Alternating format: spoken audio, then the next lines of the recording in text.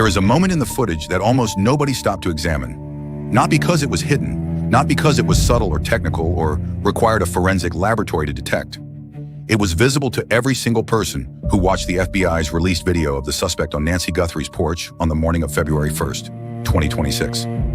Every reporter who wrote about it, every neighbor who shared it, every viewer who watched it on the news or on their phone or on their laptop at the kitchen table, everyone saw it. Almost no one understood what they were looking at. The suspect is at the front door. Both hands are occupied, one reaching toward the camera, the other managing the backpack, moving deliberately in the way someone moves when they have a task and they intend to complete it. And in his mouth, are held between his teeth and pointing forward to light the work his hands are doing, is a small flashlight. One sentence, published in the AP Wire story that ran in hundreds of outlets, mentioned in article after article and television segment after television segment, noted, filed, and passed over because no one had yet given it a name. No one had yet told viewers what that behavior actually means. Not in the abstract sense of he had a light source, but in the specific behavioral, occupational sense of what kind of person holds a flashlight in their mouth without thinking about it. A retired detective from Kentucky named David Lyons gave it a name. And when he did, one sentence in 100 articles became one of the most important behavioral observations in this entire investigation. This is the story of the flashlight. What it tells us about who this person is, what it tells us about where he came from and how he knew what he knew, what it tells us about the DNA that forensic scientists believe may still be sitting at the scene waiting to be found, and what it tells us about why, despite the mask and the gloves and the balaclava and every precaution this person took to leave nothing identifiable behind, the most automatic and unremarkable thing he did on that porch may be the thing that ultimately identifies him. Before anything else, these facts must be stated clearly.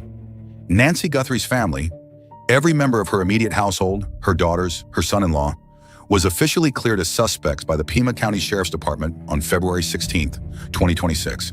They are victims, and they are a family living through something no family should have to endure. Nothing in this video is a suggestion or implication of wrongdoing by anyone who has not been publicly charged by law enforcement. No one has been publicly charged. The investigation is ongoing. Everything in this video is based on verified public reporting, statements from law enforcement officials, and analysis from named and credentialed professionals speaking on record. If you have any information about this case, please call the FBI at 1-800-CALL-FBI. That is 1-800-225-324. You can also submit tips online at tips.fbi.gov. The reward for information leading to Nancy Guthrie's recovery or the arrest of whoever is responsible is $1.2 million. Nancy Ellen Guthrie is 84 years old. She turned 84 on January 27, 2026, 4 days before she was last seen by her family. She is the mother of NBC Today Show anchor Savannah Guthrie, and the grandmother of children who know her as the steady, faithful, prayer-filled center of their family. She has a pacemaker. She requires daily heart medications, without which her health is at serious risk. She lived alone in a home she loved in the Catalina Foothills neighborhood of Tucson, Arizona, a quiet, elevated residential area where the houses sit in the desert landscape of the Sonoran High Ground, and the streets wind through terrain that is, at night, dark in a way that urban and suburban people rarely experience. She was last seen by her family on the evening of January 31st, when her son-in-law, Tommaso Cioni, dropped her home after dinner at the house she shared with her daughter, Annie. The garage door opened at 9:48 p.m. 2 minutes later, it closed. Nancy was inside, home, safe in the house she knew. At 1:32 a.m. on February 1st, a figure appeared on her Nest doorbell camera.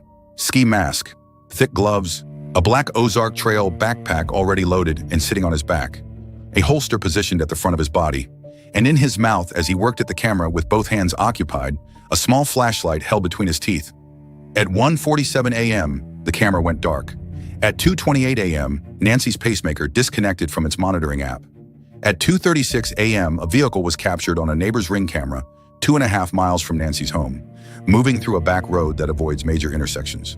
When her family arrived the following morning, they found her phone, her purse, her car.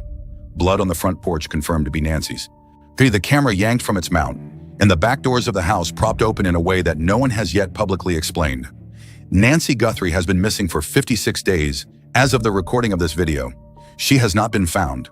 No suspect has been publicly named. No one has been arrested.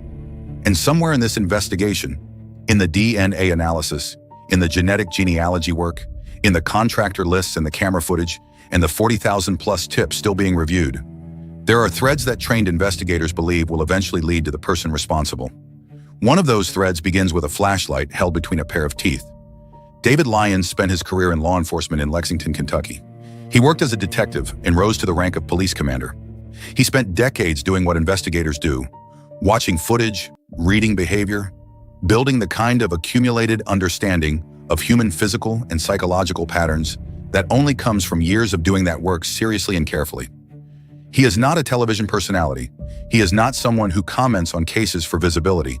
He is a professional who examined the FBI footage when it was released and noticed what most people didn't stop to name.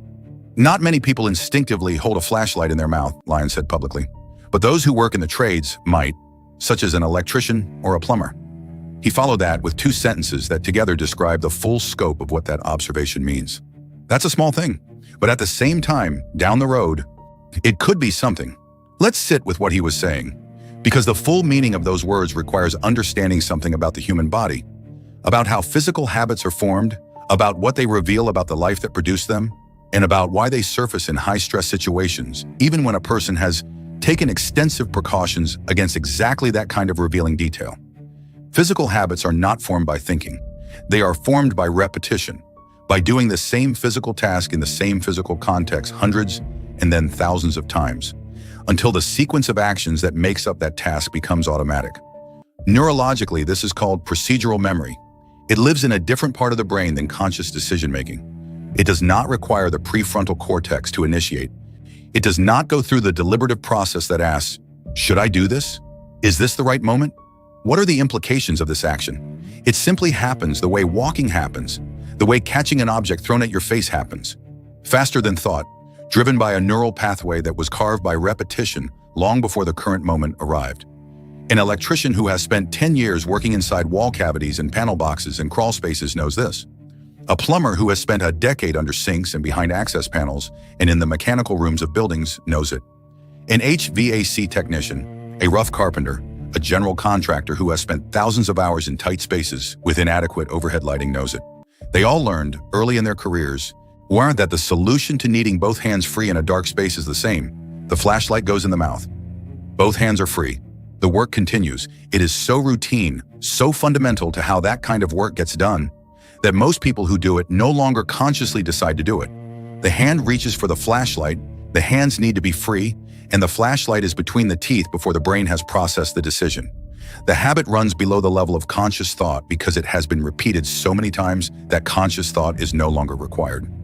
This is what Lyons was identifying, not just a person who happened to use their mouth to hold a light, like a person whose body has that reflex so deeply embedded that it surfaced on a surveillance-covered porch at 1:30 in the morning when that person should have been, and clearly was attempting to be, maximally careful about everything they revealed. Gloves to prevent fingerprints, a mask to prevent facial recognition, a balaclava to cover everything visible above the neck, dark clothing to reduce visual signature. Every precaution that a person planning not to be identified would think to take, and still the flashlight went in the mouth. Because habits don't ask permission, because procedural memory doesn't pause to check whether this moment is appropriate for this behavior. Because when both hands are busy and there is work that needs doing in the dark, the body does what the body has learned to do, regardless of the situation that surrounds that moment. That involuntary quality is exactly what makes it significant for profiling. If the suspect had consciously chosen to hold the flashlight in his mouth as a deliberate tactical decision, that would tell us something different. It would suggest tactical training, military or law enforcement procedure, a deliberate technique learned in a specific operational context. But the behavioral reading of the footage, according to the experts who have examined it, points not toward deliberate tactical technique, but toward automatic habit. The kind that belongs to someone who has spent years doing work that teaches the body this behavior. Former FBI profiler Mary Ellen O'Toole, who served at the Bureau's Behavioral Analysis Unit for over 2 decades and now directs the Forensic Science Program at George Mason University, analyzed the full footage and said something that deserves to be connected directly to what Lyons observed about the flashlight. He actually seems to be casual, O'Toole said, speaking about the suspect's behavior on the porch. He appears to be somewhat comfortable on a porch to a home where he does not belong. He seems to be used to almost having been there before. And then she asked the behavioral profiler's central question. If this is the first time you've done something like this, how do you know how to dress like that? What are you preventing if you've never been in this situation before? So what have you learned from prior experiences? What O'Toole is doing in that question is what Lyons did with the flashlight. She is reading backward from observable behavior to the life experience that produced it. The composure on that porch, the unhurried pace, the methodical movement through the task, the specific and well-informed equipment choices, none of those things emerge from a first experience. They emerge from a pattern of experience, from having been in similar physical situations enough times that the body's stress response has been calibrated, from having worked around similar security setups enough times that the sight of a doorbell camera does not produce panic but produces a task sequence, and from having been on other people's properties in the dark enough times that the body knows how to move through that environment without the urgent, jerky hypervigilance of someone experiencing it for the first time. That familiarity, that comfort, that calibrated composure, those are things that are learned. The question is what they were learned in. And here is where the flashlight and the behavioral profile converge into a single picture. A person whose body automatically holds a flashlight in their mouth when their hands are busy has spent years doing physical work in dark, tight spaces. A person who is comfortable working on the exterior of an unfamiliar residential property at night, moving methodically and without visible panic, has spent time doing exactly that, or something so similar that the environments feel familiar. A person who understands how doorbell cameras are mounted and can work at the hardware purposefully rather than frantically has either studied this in advance or encountered similar hardware in a professional context. Taken together, these three observations describe someone who works in a field that routinely involves entering residential properties, working with their hands in dark or poorly lit conditions, encountering the security hardware that homeowners install, and doing all of it with enough regularity that the body has learned to be comfortable in those environments. Trades work: electrical, plumbing, HVAC, construction, general contracting, handyman services. The category of occupations where you have professional access to people's homes, where you work with your hands in confined and dark spaces, shukujan, and where you develop, over years of doing the work, the physical habits and environmental comfort that are visible in that footage. Former FBI profiler Jim Clemente reinforced the behavioral picture from a different direction. He told Brian Enton that based on everything visible in the footage, the suspect is probably in his 30s or 40s. That age estimate is not arbitrary. It reflects the behavioral reading of someone whose skills and habits are fully formed. Not a young person still learning, not an older person who has moved away from hands-on work into a supervisory role, but someone in the middle of a working life doing the kind of physical, skilled labor that trains the body to do what his body demonstrably knows how to do. But Clemente also said something that the family and the investigation community should hold carefully. The suspect definitely exhibited pre- and post-offense behavior that people around him can see. That language is specific and intentional. It means this person, in the days and weeks surrounding February 1st, behaved in ways that would be observable to people who know him. Not perfectly hidden, not invisible to everyone in his life. Someone noticed something. Someone who knows this person has information they may not yet understand is relevant. And Clemente's view, from a career profiling violent offenders, is that the behavior was visible enough to register in the people around him. Now let's talk about where the flashlight takes the DNA investigation. Because this is where the behavioral profile and the forensic evidence intersect in a way that matters enormously for understanding where this case is going and why investigators are, in the words of the experts who have been consulted, optimistic. April Stonehouse is a forensic science professor at Arizona State University. When she was asked to analyze the footage and what it implies for the DNA evidence, her answer was immediate, specific. "I would want to swab the end of that flashlight," she said.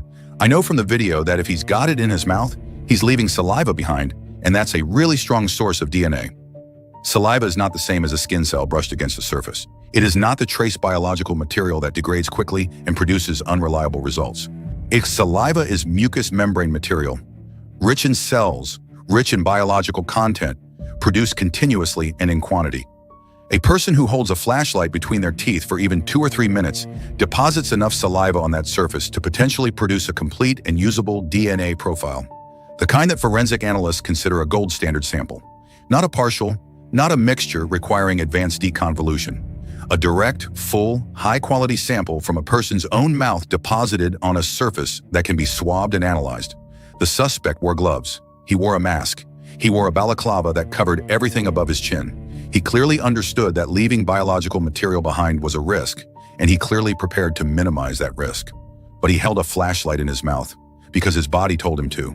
And that flashlight, if it was recovered from the porch or surrounding area, may contain his DNA in exactly the quantity and quality that forensic analysts need. C.C. Moore is the chief genetic genealogist at Parabon Nanolabs, which is one of the leading forensic genetic genealogy laboratories in the country. She is not a peripheral figure in the Nancy Guthrie investigation. She has been formally consulted. She has spoken publicly and at length about what the DNA evidence in this case means and what can be done with it. And her public statements carry the weight of someone who has personally used genetic genealogy to identify suspects in hundreds of violent crime cases, including some of the most celebrated cold case breakthroughs of the past decade. Moore's overall posture on the DNA evidence in this case has been specifically and pointedly optimistic. When Sheriff Nanos confirmed that unknown male DNA had been found inside Nancy's home, DNA that does not match Nancy, does not match anyone in close contact with her, and does not match any profile in the CODIS National Law Enforcement Database, Moore said, "I am so happy to hear that the sheriff confirmed that they did find an unknown person's DNA at the crime scene. That is fantastic. Not tentatively hopeful. Fantastic, from someone who measures her words carefully and who has spent a career learning exactly how much a DNA sample can and cannot produce." She went further on the flashlight specifically. The suspect held a bite flashlight in his mouth, she noted, and she doubted he kept it there for the full 41 minutes of the operation inside the house. At some point, he took it out. When he did, his saliva was on its surface. And then, she makes the point that forensic professionals understand, and general audiences often don't, when a person removes something from their mouth while wearing gloves, they inevitably transfer material from the surface of that object to the outside of the glove, even if the glove was clean before that contact, even if they then put the flashlight away and never touched it again. The transfer happened. The glove now carries biological material that originated in his mouth. And if that glove, or whatever the glove touched next, is in the evidence inventory, the DNA may be there. He had to have touched something, Moore said. How do people who are trying to leave no DNA behind are fighting their own biology? The mouth produces saliva continuously. The body sheds skin cells constantly. Breathing deposits biological material on surfaces in close proximity to the face. A person who spent 41 minutes inside an 84-year-old woman's home, moving through rooms, handling her, working with equipment, operating in the dark, that person deposited biological evidence in that space, regardless of how many precautions they took. The question is not whether the evidence is there. The question is whether it has been found, preserved, and can be separated from the mixture of DNA that investigators have confirmed exists in the samples from inside the home. Moore's confidence about that process is based not on optimism, but on experience. She has separated and identified DNA from mixed samples in cases where the evidence was far older and far more degraded than anything inside Nancy Guthrie's home. She recommended that investigators re-swab the scene, even after it had been returned to the family, because DNA, as she noted, is hardy. It does not disappear quickly. It can be recovered weeks and months after the event if the surfaces are properly handled.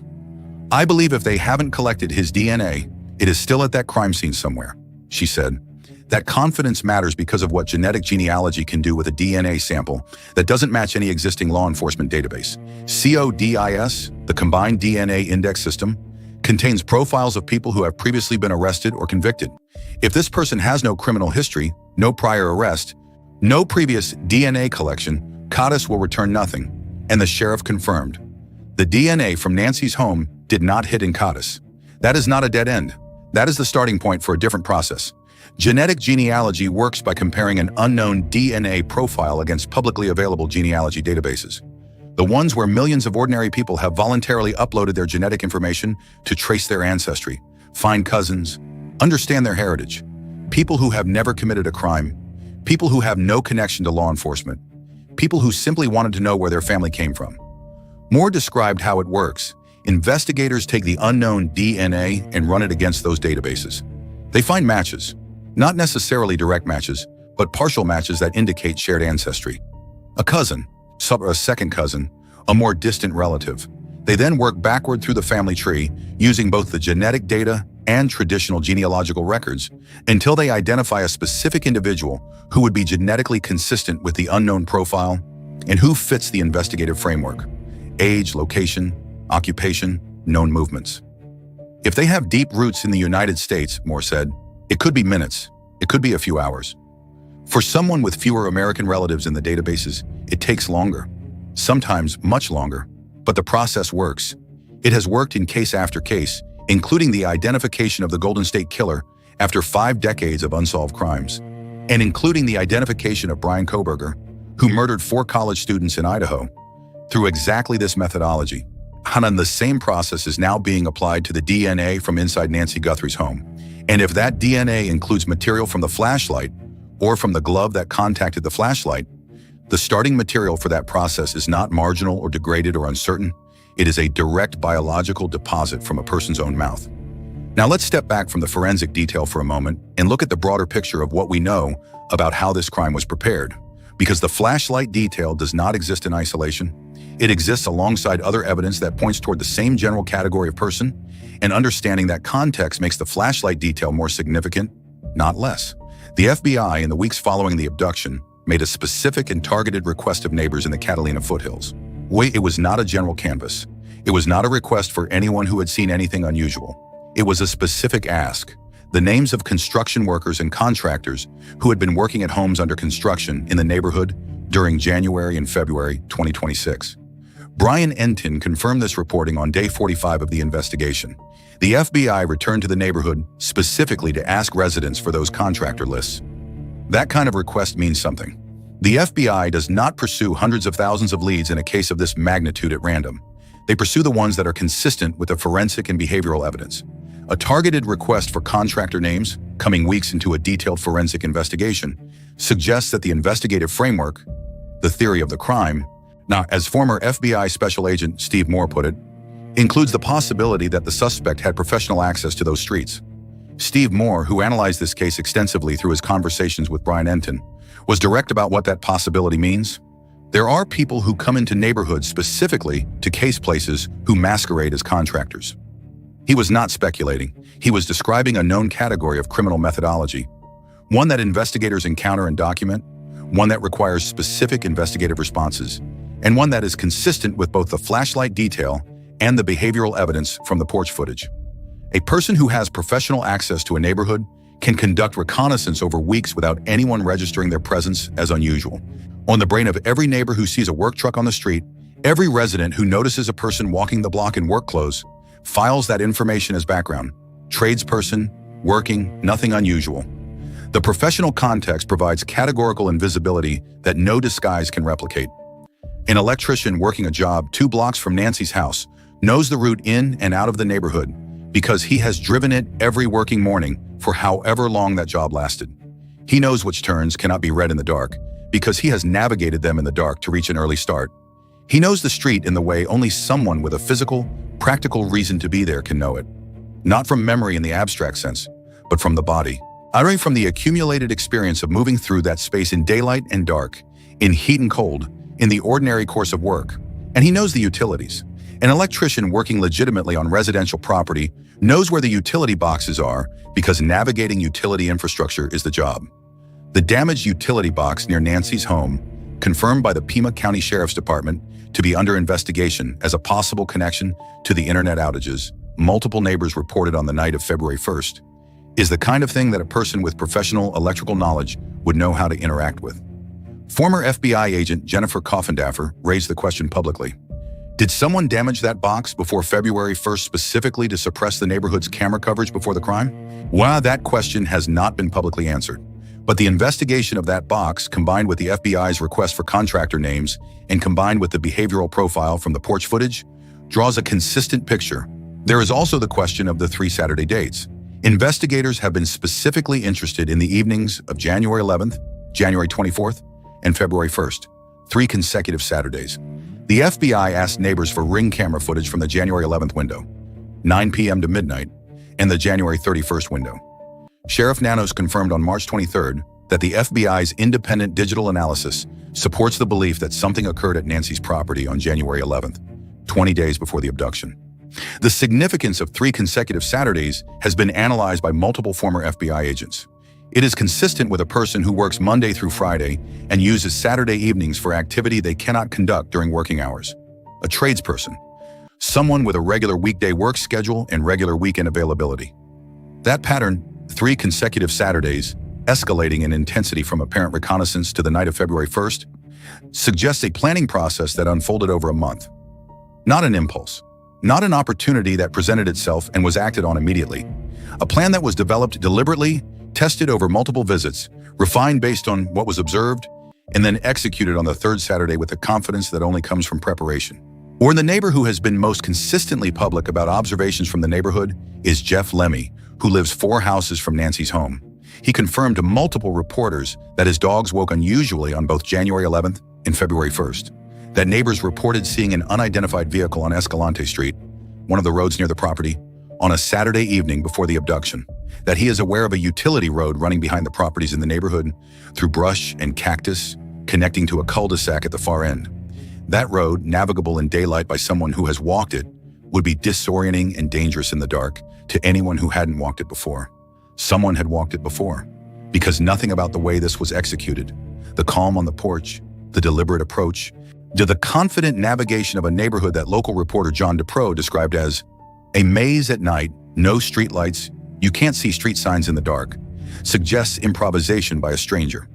It suggests a person who had been there, who had learned the road, who had walked the utility path behind the properties, possibly in the course of legitimate work on a nearby site, and who understood what it connected to and how to use it. Retired NYPD Detective Pat Broen reviewed the 2:36 a.m. Ring camera footage.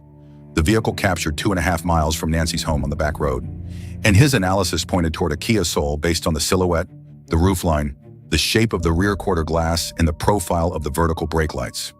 That vehicle has not been publicly confirmed, but it represents a specific, identifiable make and model.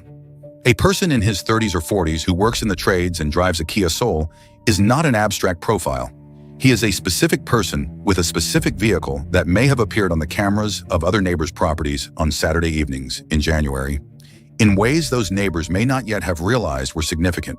The FBI's appeal to the community, issued through the Guthrie family statement of March 21st, was specific in a way that reflects this investigative framework.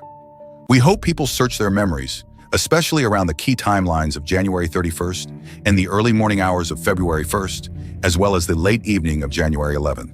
3 dates, 2 of them Saturdays. No detail is too small, the family said. It may be the key. They are right. And what those words mean practically is this. If you live or work in the Catalina foothills and you had someone come to your home for electrical work, plumbing, HVAC, general contracting, or any other trades work in January 2026, please contact the FBI. If you have a home under construction and you gave the FBI a contractor list but haven't heard back, contact them again. If you saw the same vehicle on your street on 2 or 3 Saturday evenings in January and you mentally filed it as a neighbor you didn't recognize, please call. If you know someone who was working in that neighborhood during that period and whose behavior in early February was different in ways you couldn't fully explain, please make the call. The FBI tip line is 1-800-CALL-FBI. The online tip submission is at tips.fbi.gov. The reward is $1.2 million. There is another detail in the footage that reinforces the behavioral picture from a different direction, and it has received even less attention than the flashlight. It is the holster. The suspect is wearing a weapon. That much is visible and has been widely reported. What has been less carefully examined is where the holster is positioned. It sits at the front of the body, toward the center near the pelvis, in a position that experienced shooters and former law enforcement officers have described publicly as tactically wrong. Not unusual wrong. Wrong in the specific sense that someone who has received firearms training, military training, law enforcement training, any formal tactical instruction, would not wear a holster in that position because they have been taught that the position compromises draw speed and functional access. Former FBI Special Agent Chip Massey noted this publicly. The holster position is one of several indicators in the footage that former FBI agents have cited as evidence that this person is not a professional in the law enforcement or military sense. Not someone whose occupation involves weapons and tactical training. Someone who owned or acquired a weapon and a holster and assembled them in a way that seemed functional to a person who learned about holsters from something other than professional instruction. That observation points in the same direction as the flashlight, away from professional operational training, toward a different kind of practical, learned competence, the kind that comes not from formal instruction in a specific discipline, but from years of working with the hands in ways that are practical and effective within their own context, without necessarily having been taught by anyone who would correct a wrong holster position. The person visible in that footage assembled their equipment thoughtfully, but not correctly by tactical standards. They held the flashlight correctly because their body already knew how to do that from thousands of days of working in the dark. They positioned the holster incorrectly because their body had not been trained in that specific protocol by anyone who would correct it.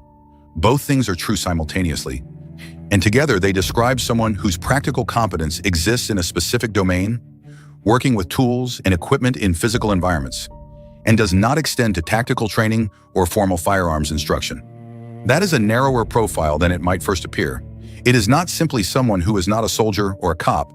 It is someone whose physical competence is visibly occupational rather than tactical, whose body knows one specific kind of dark space, hands busy work very well, and has not been trained in the other. The backpack is relevant here as well. The suspect is carrying a black 25-liter Ozark Trail Hiker pack, a backpack sold exclusively at Walmart, and the FBI identified it as one of the most promising leads in the case early in the investigation. Sheriff Nanos confirmed that Walmart provided investigators with records of all purchases. The backpack was already loaded and sitting on the suspect's back when he appeared on the porch camera. Not arriving with an empty bag to carry something away, arriving with a full bag, with whatever he had brought, prepared for whatever he planned to do inside. A loaded backpack on a porch at 1:30 in the morning, a flashlight in the mouth, a holster in the wrong position, a 15-minute, methodical, unhurried engagement with the camera. These are the visible artifacts of a plan that was assembled by someone with practical intelligence and physical competence, but without professional criminal or tactical training. Someone who figured out what they needed and obtained it. Is someone who prepared based on their own reasoning rather than received instruction. Someone who got some things right, the backpack, the mask, the gloves, the timing, and some things wrong, the holster, and did one thing automatically without thinking because his body had been doing it for years. Put the flashlight in his mouth. Now let's return to the man on the porch, because the full picture, the behavioral profile, the DNA evidence, the FBI's investigative requests, the 3 Saturday pattern, the utility box, the utility road behind the properties. That full picture does not change the fact that the clearest and most specific single detail in the publicly available evidence is the one that David Lyons named, the flashlight in the mouth. Everything else in the footage requires interpretation. In the composure requires behavioral analysis. The pace requires comparative observation. The equipment choices require knowledge of what similar suspects have used before. Even the holster position, identified by multiple experts as being worn in the wrong place for tactical effectiveness, at the front of the body rather than the side, is a detail that requires investigative context to interpret correctly. But the flashlight is simple, it is specific, and it is the kind of behavioral fingerprint that has been documented in law enforcement profiles for exactly the reason Lyons articulated. Because not many people do this automatically. Because it is specific to a population. Because it narrows the field in a way that is not based on speculation or intuition, but on the observable, documentable, the occupationally specific nature of the habit itself. Clint Van Zandt said the footage contained a tremendous amount of information that this guy left. Former FBI agents who have reviewed this footage have collectively spent decades learning how to read behavior as evidence. And the consensus that has emerged from their independent analyses, O'Toole's analysis of the comfort and preparation, Clemente's estimate of the age, and the visible behavioral aftermath, Lyons' identification of the trade-specific flashlight habit, Moore's analysis of the DNA implications, points toward a coherent, specific picture of a person. A man in his 30s or 40s. Someone whose hands have spent years doing physical work in constrained dark spaces. Or someone whose body moves with the environmental comfort of a person who has been on other people's properties in the dark in the course of legitimate work. Someone who understood the neighborhood well enough to navigate it in the dark without hesitation. Someone who, in the 40-plus minutes he was inside Nancy's home, left biological material behind despite his precautions. Someone whose behavior before and after February first was visible to people around him. Visible enough that a former FBI profiler said plainly that it could be seen. That person is not an abstraction. He is a real human being with a real life, a real job history, real family members who have uploaded their genetic data to ancestry databases without ever imagining it would be relevant to a federal kidnapping investigation. Real neighbors, real coworkers, yet real people who interacted with him in January 2026 and who may be holding information they don't yet understand is significant. Savannah Guthrie said this week, in her first public interview since her mother disappeared, that her family can't be at peace without knowing. She said, "We cannot be at peace without knowing, and someone can do the right thing, and it is never too late to do the right thing." She is right about both parts of that sentence. Someone can do the right thing, and it is never too late. The DNA is being analyzed. The genetic genealogy work is ongoing. The contractor lists are being reviewed. The Saturday footage is being examined frame by frame. In the flashlight detail, sitting in the forensic and behavioral records since the footage was released on February 10th, is part of an investigative picture that trained professionals believe is getting closer to a name. That name may emerge through the DNA. It may emerge through a tip from someone in the trades community who worked in the Catalina foothills in January and whose coworker or colleague behaved differently in early February in ways they have been trying to explain to themselves ever since. It may emerge through the Ozark Trail backpack records from Walmart, through the genetic genealogy database, through a neighbor who finally makes the connection between a vehicle they saw in January and the photographs the FBI has been circulating. But when the name comes, and the investigators working this case believe it will come, there is a version of that identification that runs directly through a small flashlight held between a pair of teeth at 1:30 in the morning on a porch in Tucson, Arizona. David Lyons called it a small thing. He was right. It is small in the way that the things that matter most often are. Not dramatic, not loud, not visible to the casual eye. Small and specific and embedded in the ordinary texture of a working life. Surfacing at the wrong moment because habits don't ask permission, because muscle memory doesn't check the context before it runs, because whatever precautions this person took against being identified, he could not take a precaution against his own body doing what years of work had trained it to do. He put the flashlight in his mouth. And someone noticed. April Stonehouse noticed the saliva. C.C. Moore noticed the DNA implications. David Lyons noticed the tradesworker specificity. Mary Ellen O'Toole noticed the comfort of a person whose body has been in similar environments before. Jim Clemente noticed the pre- and post-offense behavior that the people around him could see. Together, those observations form a picture. Not a name yet, not a conviction, not a resolution, but a picture detailed enough that former FBI professionals speaking publicly and on record believe this case has the forensic and behavioral foundation to break. Nancy Guthrie has been missing for 56 days. She is 84 years old. She is the mother of a woman who is going back to work on April 6th, not because she has moved on, but because she will not allow the people who took her mother to take her joy as well. "My joy will be my protest," Savannah said. "They will not take our love. They will not take our faith." Those words were spoken by someone who has been carrying something unbearable for nearly 2 months. Savannah Guthrie told Hodacop this week that she wakes up in the middle of the night, in the darkness, and imagines her mother's terror. She said that the thought that her own fame, her own career, her own name might have made her 84-year-old mother a target is too much to bear. She said directly to the camera, directly to her mother, "I'm so sorry, Mommy. I'm so sorry. If it is me, I'm so sorry." That is a daughter speaking to a mother she cannot reach. In 56 days of waiting, of not knowing, of waking up in the dark and having no answer to the most fundamental question a child can face about a parent, where are you? Are you safe? Are you alive?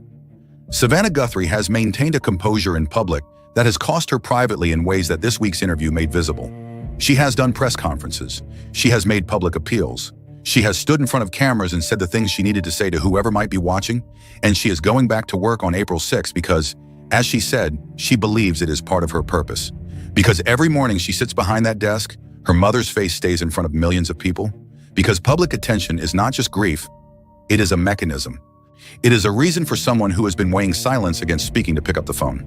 Former FBI agent Jason Pack, speaking to Page 6, said that Savannah's return to the Today Show could significantly aid the investigation. He said, "Savannah has a platform most families do not have, and she is using it. Every morning that she sits behind that desk, her mother's face will stay in front of millions of people. That matters." It matters because of the specific dynamic in cases like this one. Cases where someone in the suspect's community knows something. Cases where a person is weighing what they observed, what they heard, what they noticed about someone they know, against the risk of saying something, against the social complications of reporting on a person in their own life. That calculation, silence versus action, is affected by the sustained visibility of the case, by the continued presence of a missing woman's face in the national conversation, by the continued reminder that someone knows something, and the continued reinforcement that it is never too late to do the right thing. The investigation continues at a level that the public doesn't fully see. The FBI task force has not disbanded. The DNA from inside Nancy's home is being processed through genetic genealogy. The contractor lists are being reviewed. The camera footage from January 11th and January 24th and January 31st is being examined. The tips, more than 40,000 received over 56 days, are still being worked. And the behavioral evidence from the porch footage, the flashlight, the holster, the composure, the specific and occupation-specific physical habits of a person whose hands have spent years doing work in the dark, continues to inform a profile that investigators believe describes a real person in a real community who has not disappeared. He went home after February 1st. He has been somewhere since then. He has people around him who have seen him, spoken to him, lived and worked alongside him in the weeks since Nancy Guthrie was taken. And Jim Clemente's observation holds. His behavior before and after that night was visible. Someone who knows him has information. That person may not understand what they have. They may not have connected what they observed to what happened on Camino Real in the early hours of February 1st. But they have it. The FBI tip line is for that person. The $1.2 million reward is for that person. The sustained public attention of a daughter who refuses to hide her face is for that person. The genetic genealogy work being done in a Florida laboratory is working toward identifying that person from the inside out. From the biology he left behind despite himself, on a surface he touched with gloved fingers.